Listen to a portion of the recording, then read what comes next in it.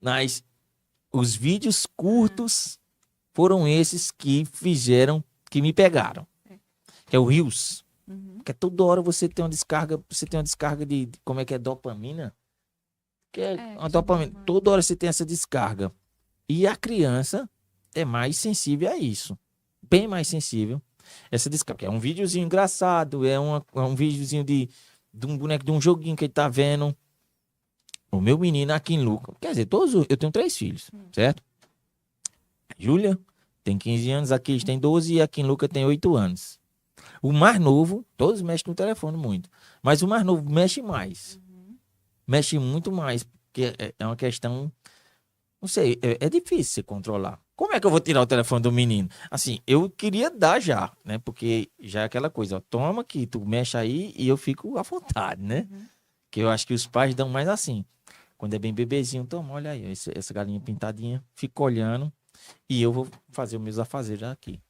Aí daí vai se tornando Uhum. aquela rotina de toda vez que eu me emprestar de alguma coisa, ele vai pegar Então, vamos lá.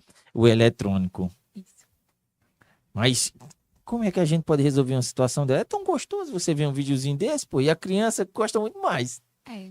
A questão não é você ter acesso, a questão é a quantidade de tempo que você tem o acesso e também o que você consome.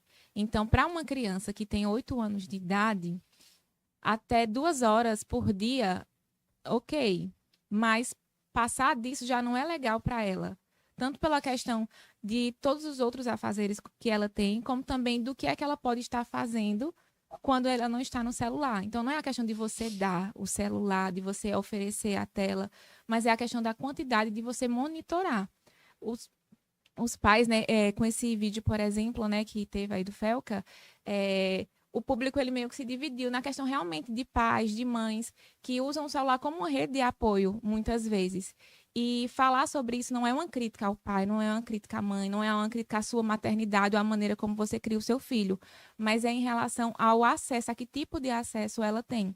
E quando a gente pensa, por exemplo, na questão de exposição ou do acesso a conteúdos, pode ser que a gente pense em discriminar os pais, em culpabilizar, mas o acesso a conteúdos também acontece em famílias que são bem estruturadas, com pais que monitoram direitinho o celular, porque como você falou, né, a questão do Reels, dos shorts, o algoritmo ele vai entregando algumas coisas, ele vai sugerindo outras e aí perde um controle. Então, se é difícil para o adulto, imagine para a criança controlar tudo isso. Pois é, ó. E é o seguinte, TikTok também tinha muito disso. Tem muito. Meu TikTok antes tinha muita dancinha. Muita Uhum. mulher bonita dançando. Rapaz, que às vezes você para, aí você passa ali. A maioria das vezes você passa. Aí vem uma mulher bonita, você para, olha um pouquinho, né? Aí daqui a pouco vai mandando mais, vai mandando mais. Aí meu irmão fez até uma brincadeira comigo. Uhum. E eu não percebi. Porque assim, eu olhava de tudo, né? Sim. Como passa muita coisa, mas talvez passasse uma mulher bonita, eu passava e olhava mais um pouquinho. Aí quando eles, se você passar 4 vezes o feed, eu duvido de não passar a mulher dançando aí. Eu achei que nada, eu nem Uhum. comento, não. Uhum. Aí eu fiz e não passou. Eu disse, caralho, que loucura. Aí foi quando eu percebi. Aí eu disse, pô, que é o TikTok até que a gente tá fazendo essa. Não, esse é o do Happy Hour, que é o do meu escritório. Eu disse, não, mas esse meu TikTok é pra eu estar vendo isso. Meu TikTok eu gosto de ver coisas relacionadas ao meu trabalho. Aí Sim. foi onde eu reeduquei o algoritmo. Aí eu consegui Uhum. reeducar o meu algoritmo, porque ele realmente ele tava no interesse. Pô, eu sou homem, eu gosto de ver mulher, mas não era o meu foco naquela hora. Uhum. Por 5 segundinhos que eu passava mais num vídeo, ele estava me entregando cada vez mais aquilo. Uhum. Imagina uma criança, que é curiosa. E o tema que eu queria perguntar à senhora aqui, você, A a você. senhorita, né? Seria assim, esse termo, adultização. Hum. O que é isso, adultização? Tá. A adultização, ele é um processo precoce de ser adulto para a questão da infância, para a criança.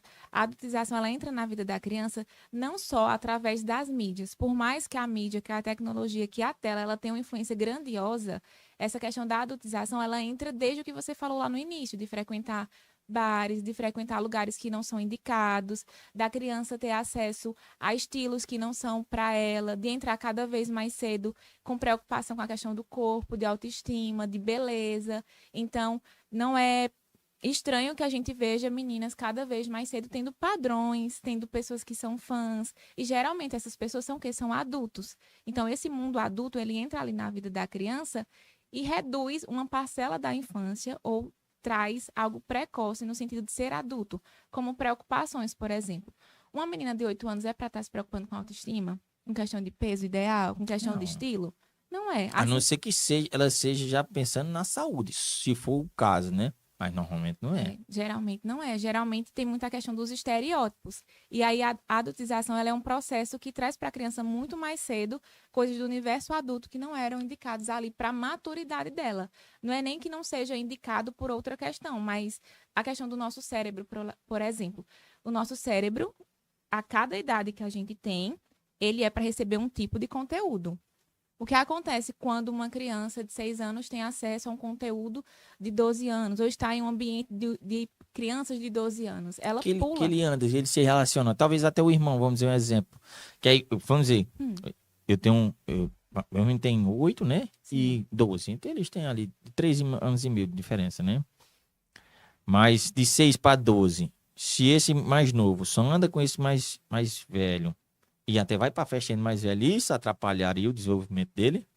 dependendo do ambiente e das ofertas, talvez. Por exemplo, se um de 12 ele tem acesso a um jogo de videogame que é indicado para 12 anos, e Tipo o seu. Um GTA. Tipo Eu isso. adoro GTA. E um menorzinho vai consumir esse conteúdo que ainda não está dentro do que é esperado.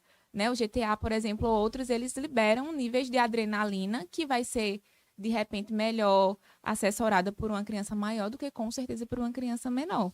Então, tem essa questão, né? A questão de estar junto, do contato, mas do que é que ela tem acesso. Não está preparada para certo tipo de emoções, né? No caso, né? É. E verdadeiramente não tá.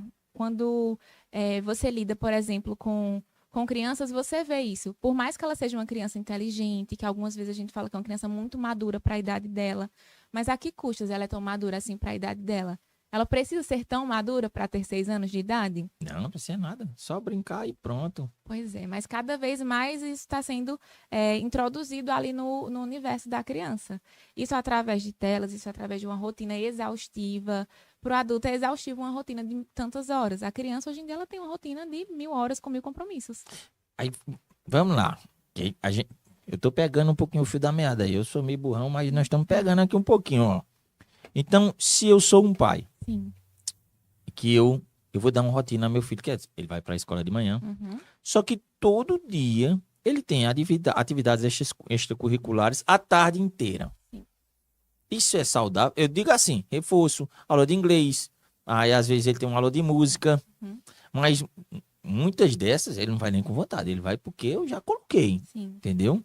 Talvez ele gostaria de ir pro futebol, se for um menino, Uhum. né? A menina um vôlei, um beach tênis, uma coisa assim.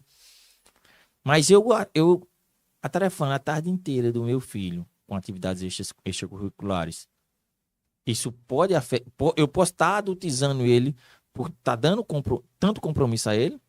Pode. Pode ir na questão de níveis estressores para a idade. Não quer dizer que é para você retirar seu filho de tudo. Mas para você, de repente, organizar a rotina dele de uma maneira que ele também tenha tempo livre. Que não seja o dia inteiro só para a rotina, né? Porque a escola, ela já tem uma quantidade de horas. E aí, se todos os dias da semana também tiver essa quantidade de horas, essa quantidade de atividades que não sejam atividades que é legal, como um esporte, como algo que a criança, ela também vai ter um tempo para ela, então está sobrecarregando. Mas se são atividades bem direcionadas, com um tempinho bem direcionado, se você tem a hora do brincar com seu filho, então tudo isso vai sendo mais dosado. É, que às vezes a criança fica lá a tarde inteira, Sim, né? O pai e a mãe tá trabalhando o dia todo. Aí você tem uma pessoa que lhe auxilia em casa. E toda tarde o menino sai. Sai. O meu faz reforço. Faz uma hora de reforço. É de 3 às 4. Aquele não foi hoje. Não foi hoje. Hoje eu dei folga pra ele. Que era uma tarefinha boba lá. Então, fica em casa hoje. Uhum. Fica assistindo o Felca. mas, mas, mas vai todo dia. Mas eu não. Já os outros, minha filha, por Sim. exemplo, ela já tava mais velhinha. Ela tava muito atarefada. Eu vi que a menina fazia coisa pra caramba. Pô, essa menina tá fazendo. É inglês, é reforço, e não sei o que. Aí queria fazer um Kumon.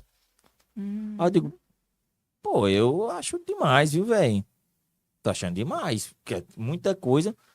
Tem a tarefa de casa, né? Quem faz a tarefa de casa já tá no 9º ano. As tarefas são difíceis, são trabalhosas.